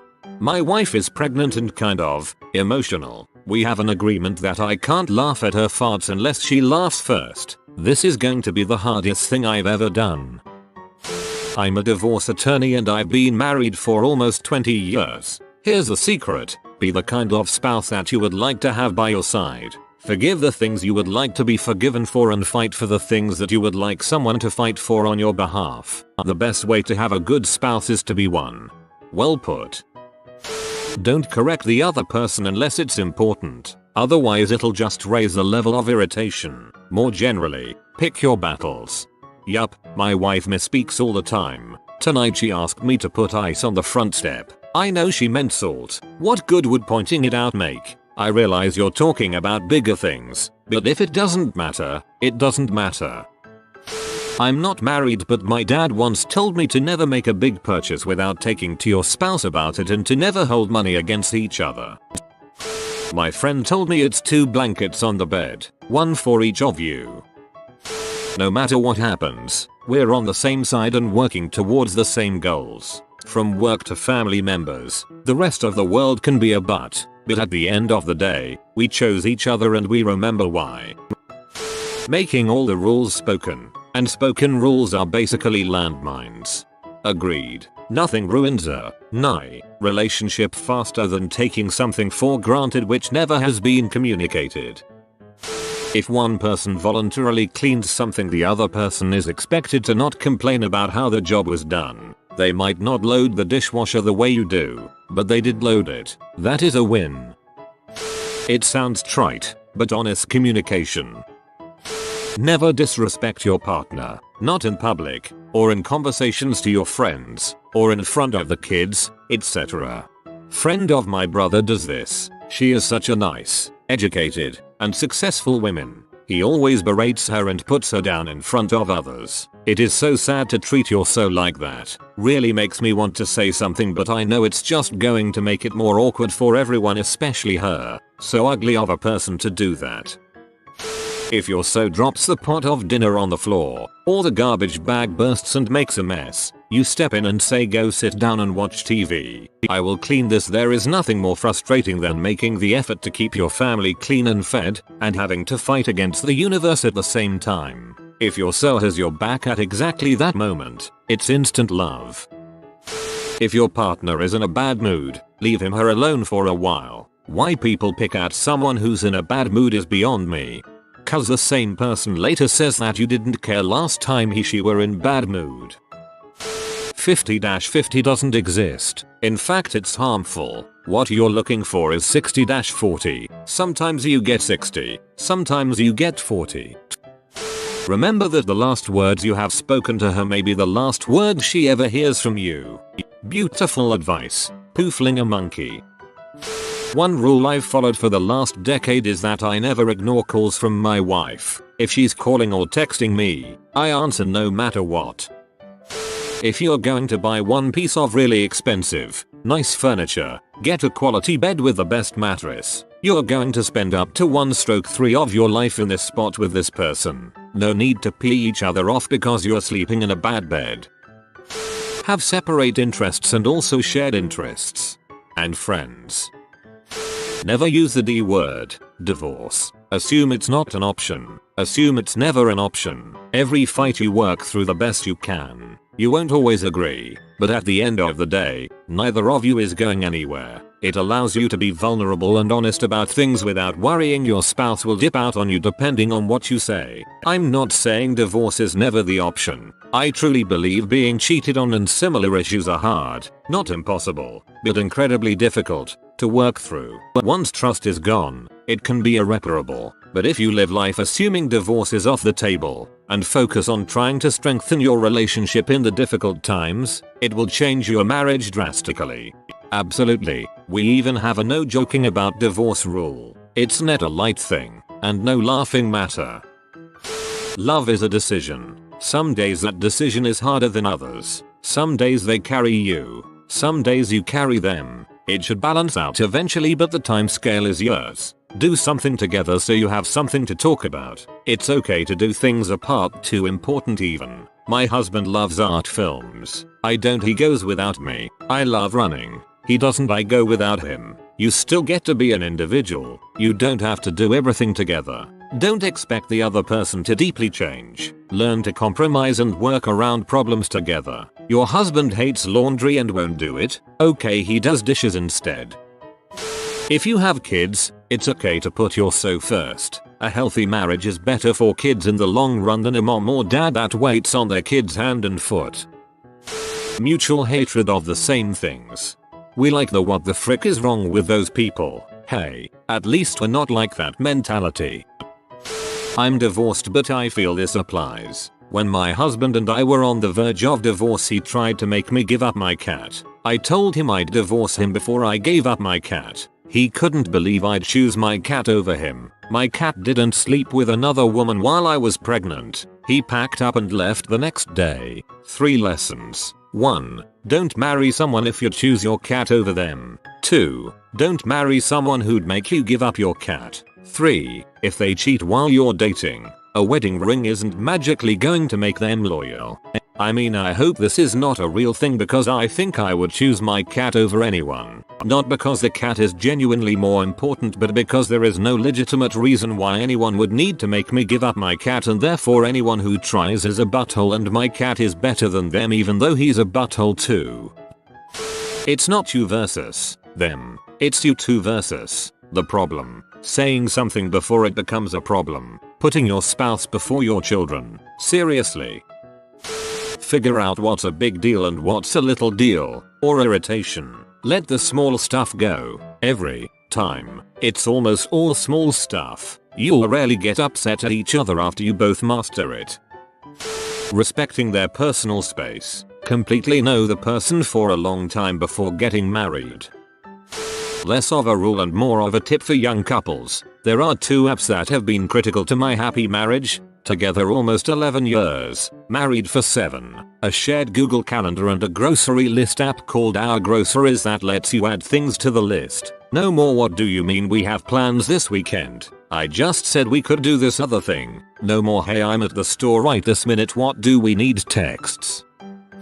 I can't speak for my wife, but for me, tolerance and acceptance. Most days, she loves me. Some other days, she hates me. I know it's not about me. It's about all of the other stresses in her life. Even on her worst day, I still say, I love you. How can I help? This is honestly key. My husband and I have been together 7 years and married 5. People always ask us how we're doing it so young and how we're so content in our relationship, and my husband always says by tolerance and acceptance.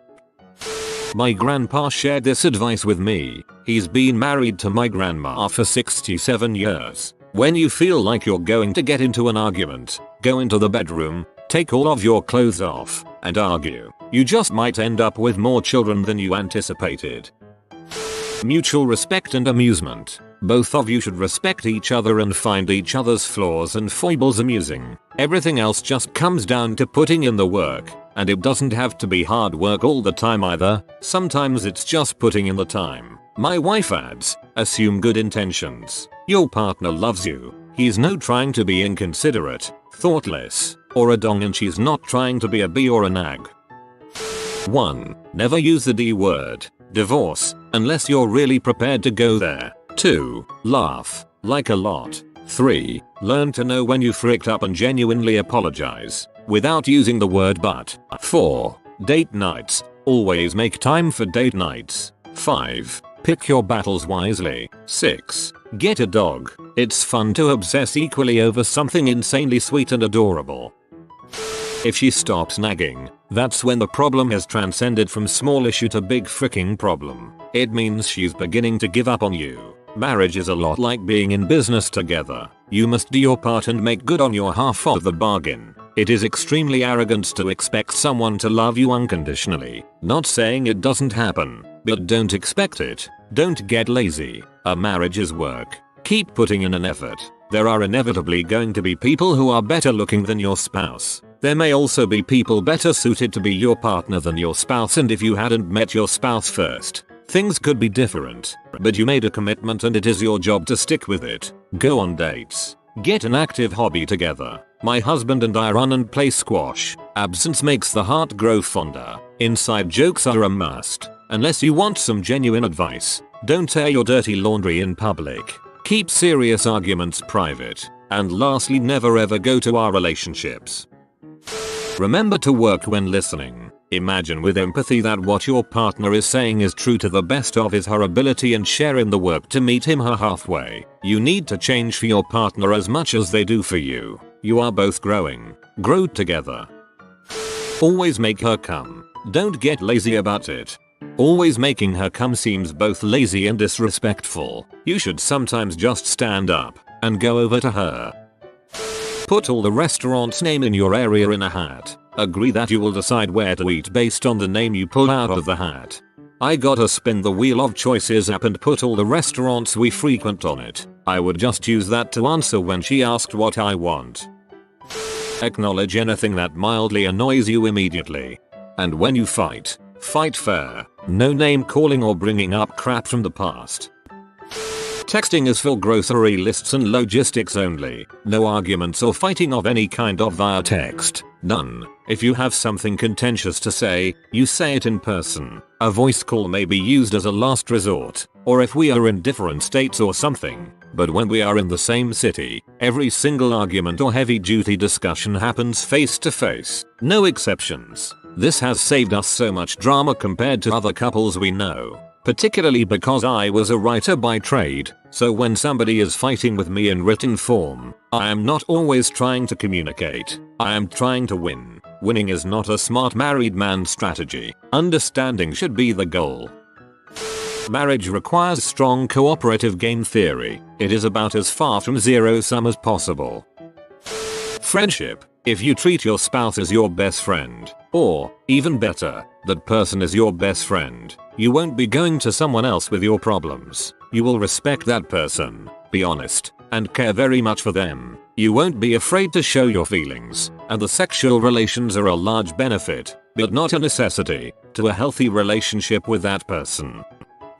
There is no unspoken rule. A successful marriage requires you to speak, talk often, talk about your day, talk about the little annoyances that happen from cohabitation. It's the best way to stop them before they become big, and talk about the big things. Most of them can be solved, but they can never be solved by silence. Leave nothing unspoken, and say I love you a lot as well. It's a nice pick-me-up during the day. Unsolicited affection. And by affection I do not mean sexual advances. They each have their place. Counseling if you're struggling. You have been visited by the IT lizard. Upvote or experience bad internet for a month. Thanks for watching. If you are new to the channel, you can subscribe. I publish new videos every day. Until then, check another video, or don't. Either way, have a great day you magnificent people.